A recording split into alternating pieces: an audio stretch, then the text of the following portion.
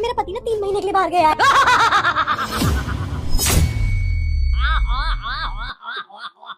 ये कौन है?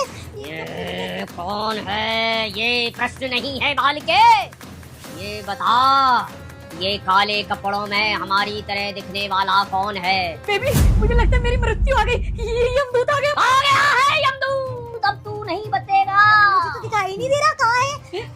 इसका मतलब तुम्हारा ना नजदीक आ गया है समय। तुम निकल लो बेबी, हम अगली बार मिलेंगे। बाबा मैं मरना नहीं चाहता, अभी तो मेरी शादी भी नहीं हुई इसके साथ। अरे मैं इसीलिए बचाना चाहता हूँ, जिसकी शादी हो जाती है वो तो स्वयं ही मर जाता है। अरे तू मेरी बात मान, इससे दूर चला जा, अन्यथा तू भस्म हो जाएगा और हमारे साथ नर्क की यात्रा पर चला जाएगा। आपने इतने बुरे कर्म किए हैं कि आपको नरक ही जाना है। मैंने तो सुना था जितने भी साधु संत होते हैं वो स्वर्ग जाते हैं।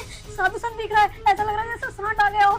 धूर्त बाला, सांड वो भी काला हो। बाबा माफ कर दो बाबा, बाबा मुझे मरना नहीं है। बाबा मेरे छोटे छोटे बच्चे हैं, ये तुम्हारे मतलब होने वाले सपनों में तो है।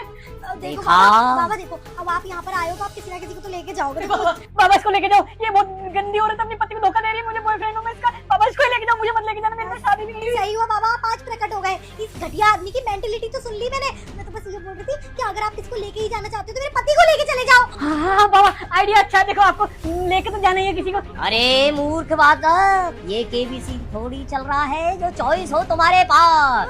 सारी चॉइस हमारे पास है, हम जैसा चाहते हैं वैसा ही होगा।